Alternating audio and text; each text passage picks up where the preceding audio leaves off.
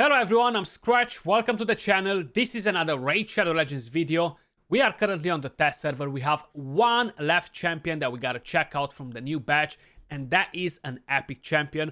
Again, I gotta say it, this will be more orientated towards the Fire Knight, a bit more endgame. Of course, you're gonna be able to use this champion in many different areas, but I just kind of like wanna prioritize this because the whole concept of the champion is screaming Fire Knight hard mode.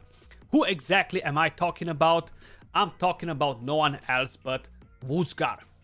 He looks amazing, man. Design wise, he's an Ogryn Tribes champion, HP based epic spirit affinity, but I really want to take a moment and admire the champion. Like, love the axe, love that blue color, and just check out the back, right? Like, this actually looks so sick on the champion.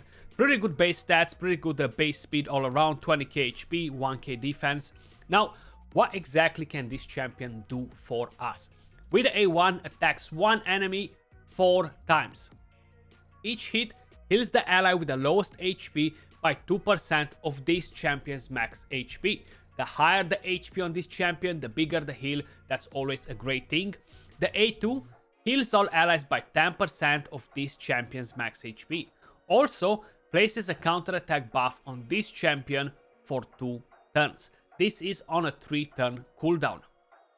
Then we have the A3, Task Protection, on a 3-turn cooldown again. Places a reflect damage buff and a shield buff equal to 20% of this champion's max HP on all allies for 2 turns.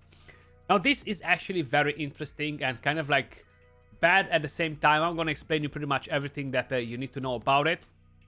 If we're going to check the passive, Ogryn Restoration restores destroyed max HP whenever this champion heals themselves or an ally. The amount of HP restored is equal to 30% of the heal. So basically, whenever he's going to heal with the A1 or the A2, he's going to restore some of destroyed HP, which will happen on the Fire Knight hard mode. So let me explain you one thing quickly about reflect damage. A lot of you guys might not know, but when you have a reflect damage buff on your team, the Fire Knight slams the shield on you. Basically, you're gonna knock down 5 hits on the Fire Knight shield because he hit you and you reflect damage from 5 different champions. So that's how it works with reflect damage on the Fire Knight. Reflect damage and shield don't go good together. When you have a shield and you have reflect damage and an opponent hits you and it doesn't break the shield, you're not gonna reflect any damage back, right? Because he didn't actually damage you. He actually damaged you, but he damaged the shield. And the way the reflect damage is coded is that it doesn't actually count as damage. So that's a thing that I really think Platinum should look at and change, just because of how hard it is to do Fire Knight stage 25. Yes, we can play around with it, with the whole idea and ensure that the Fire Knight is breaking the shield pretty much every time, and that will actually make sure that we are reflecting some damage back. But you know what? It's not 100% reliable to make it work like that, and I really think that Platinum should have a look at this and recode it and make it work properly on the Fire Knight, because it's definitely needed. This champion, in my opinion, could potentially be a strong replacement for Valkyrie. So if people don't have a Valkyrie and they are looking to do Fire Knight stage whatever on hard mode, the next best thing after Valkyrie, in my opinion, is gonna be a Wuzgar. Just because he brings some shield, he brings some healing, he brings all the hits, you know, so it's very important. The build that I have on him is pretty stupid because, yeah, he's very high speed. He's on a reflex set, a speed set. Total stats on him, we have 81k HP, 3.4k defense, 317 speed, and no crit rate, no crit damage, no accuracy, no resistance. We don't need any of those on the Fire Knight.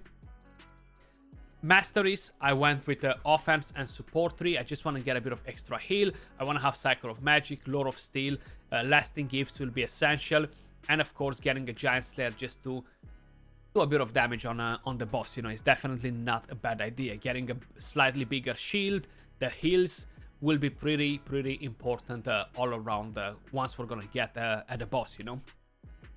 So this is the champion, guys. This is the build that I have on him, and yes, how I mentioned, you can use the champion somewhere else. Like, Probably is not the best champion for clan boss. It might not be the best champion for arena or stuff like this, but you can definitely use the champion and get some utility out of him in faction wars, or you might need him on some waves on the Doom Tower just to offer you a bit of extra support if you're progressing through the game.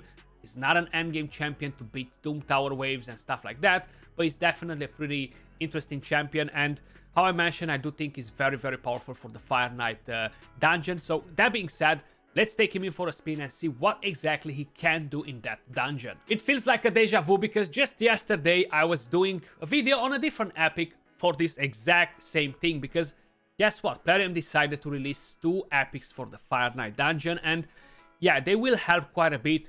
Now, unfortunately, there is no replacement for Cardiel on Stage 10 hard mode. If you guys manage to find a replacement for Cardiel, let me know, because I'm gonna bow to you. Okay, I'm definitely gonna bow to you.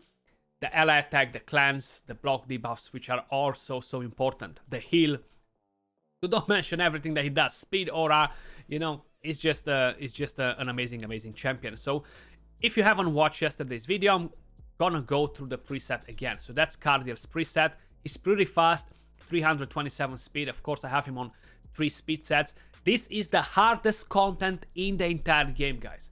It's not because we don't want to show you guys different teams, it's because nothing else works on it, okay? Like, I wish to show you guys 100 different teams with rare champions, uncommons, epics, whatever, but unfortunately, none of them work. You know, like, it's nothing that we CCs can do about it. It's all about how Plarium actually designed the actual game mode, you know. Round 2, round 3, then we have Wuzgar, and I do have a bit of a thing with him right here, and I'm gonna explain you. Stage 10 is very hard and it's not very reliable even with him instead of Valkyrie, but I had to make a couple of changes in the presets, and that seemed to make it work. So we're gonna open with the A3, we're gonna open with the A3. Funny enough, we're not going to use the counter attack buff, we're not going to use the A2. You know why? Because the AI is bad. You have the shield on the Fire Knight, and instead going in and dropping the shield with the A1, he just busts with this, and basically the boss just obliterates us after. And because he's on a reflex set, again, this is gonna get messed up too. Like, he's not gonna use this. Sometimes he might not get the cooldown on it because he used the A2 as well. So I decided to completely block the A2 and try to make it work without using the counter attack, which is such a shame because the heal comes from there on all your team. So on the lower stages, you don't have to do that because you don't have to knock down 21 hits on the shield. But on these stages, it's just so annoying, man.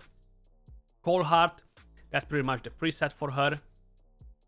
Not using the A2 at the boss. Creodon, I still haven't learned to pronounce his name basically, but here we go. Increase speed, increase speed, increase speed. And we have Tomb Lord, not using his A2, and honestly, I was tempted to stop him from using the A3 just to ensure that the Fire Knight will have enough firepower to break the shield, but it seems like even if we manage to land the decrease attack, he still has enough firepower. Plus, the AI is so bad on the champions that he's gonna decide to use the A3 all the time when the shield is up on the Fire Knight, so the debuffs never land. So we don't really have to worry about it too much. Now, a lot of people are kind of like addressing the whole idea of Fire Knight hard mode in the next way. Not worth it. The rewards are not worth it. You're just barely getting any mythical gear. The chances to get legendaries and epics are slightly higher than stage 25 normal mode. And on top of it, that's not even the main issue. The main issue is the time, okay? So you are able to probably do 1 or 2 minutes run on stage 25, 3 minutes runs. Well, here you're gonna need to do 5 minutes. So if you had a 1 minute run before on Fire Knight stage 25, probably here you're gonna be in between 3 to 5 minutes. If you had a 2 minutes to 3 minutes team on Fire Knight stage 25, probably either you're not gonna be able to beat stage 10, either it's gonna take you 5 to 10 minutes per run. And that's absolutely just not worth it. Like, it's so much time just to farm a few pieces of gear in here and get the 5-star rare. And I totally understand why people don't care about it whatsoever. I definitely agree with it 100%.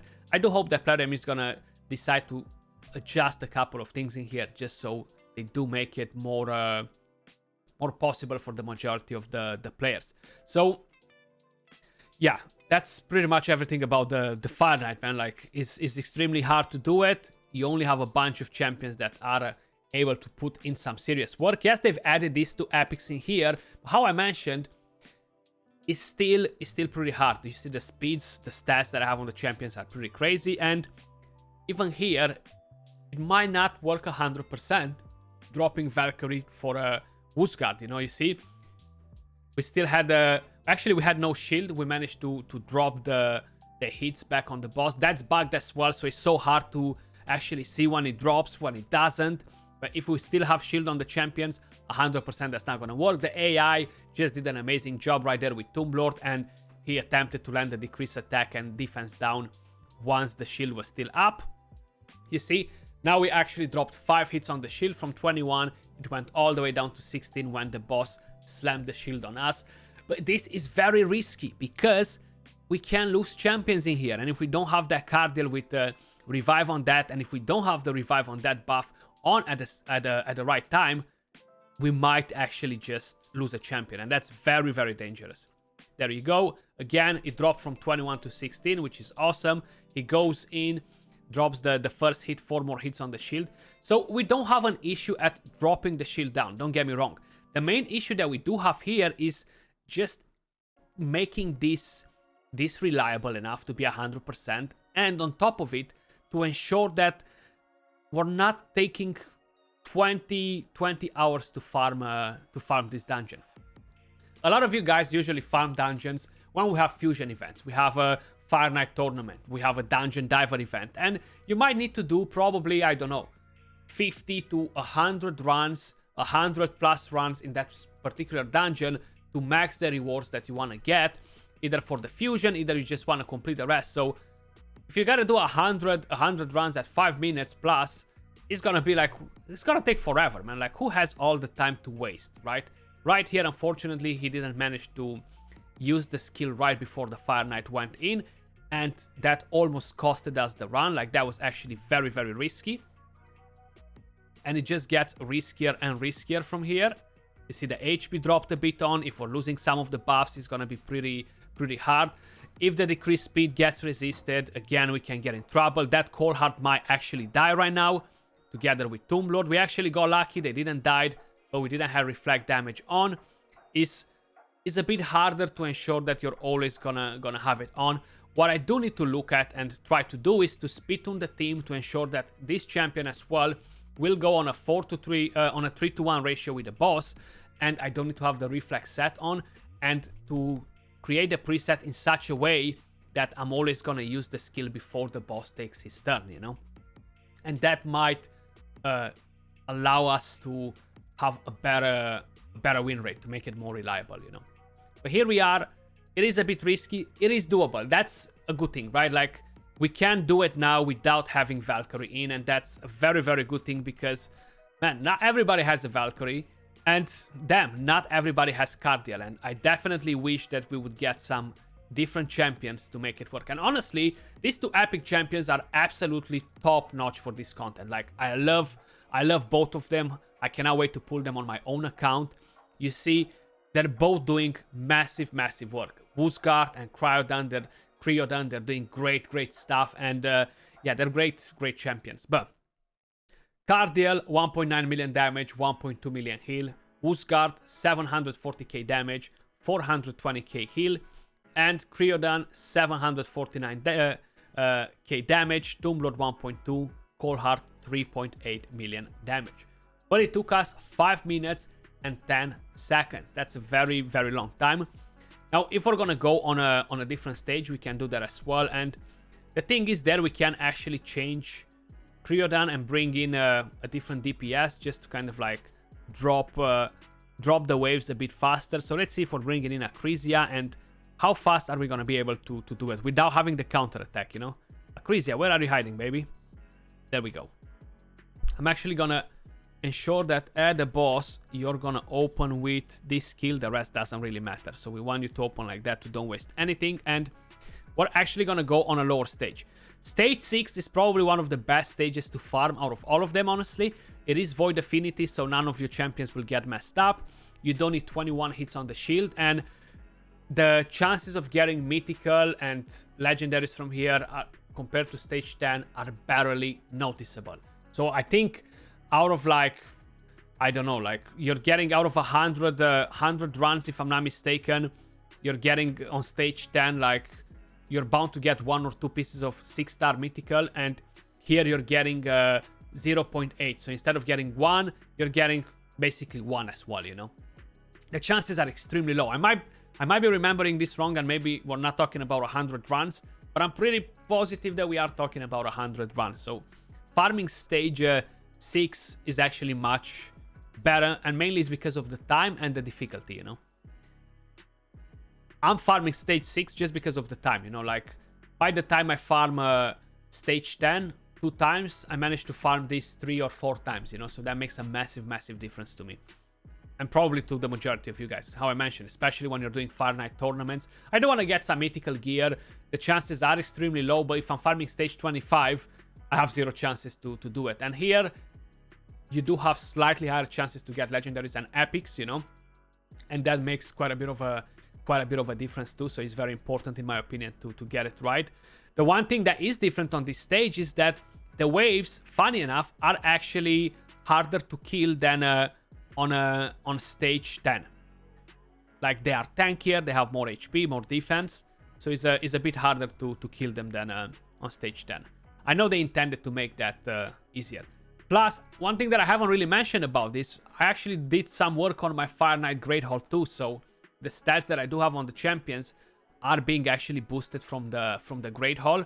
And this is the test server, but on my main account is already at they're already at level 5 or level 6 pretty much all the Fire Night for me, you know. So even with that at over 50%, you're still struggling. So it's not like you're completing the Great Hall and that's it, this becomes easy, you know. That's not the case, unfortunately. Okay, go and smack them, give them a couple of hits, you teddy bear. So here we have 18 hits on the boss. You see, he didn't actually manage to break the shield on none of my champions, so none of the hits from the reflect damage went back to it. So that's a problem. That's why I really think that Plarium should modify this, and this champion will be so much better, because you would be able to put a bigger shield on your team to give them a bit of more survivability, you know, and that would really help a lot. Really help a lot, you know. Okay, he broke the shield. We managed to drop a few hits on the shield now, because not everybody had the shield on. But we need that block heal, you know, because Fahrenheit is gonna get his HP back. And even like this, man, we're still on 3+ minutes, and it's stage 6. You see, it makes an insane difference. It's just farming it takes too long, you know. Valkyrie does bring her own benefits as well. Like, she's good at dealing some damage as well, you know, and the counter attack drops the shield faster, so you get to deal damage faster. This is not as reliable, but at least it's something to make it work with. It's a new champion, so it's not like it's easier to get it than Valkyrie, you know. Yes, Valkyrie is a legendary, it's much harder to get legendaries, but by the time we're gonna get this epic champion, if they're not doing guaranteed on them or something like that, it's gonna be forever. So 3 minutes and 41 seconds, and you can see Acrisia did a massive carry with the damage here. But without Acrisia, again, this will still be a very long farm, and we can not do stage 10 with this team because it's gonna fail at the boss. But guys, that was pretty much everything for this video. Let me know your thoughts in the comments down below. What do you think of the new epic champions? Creodan the blue, and of course we have Wuzgar.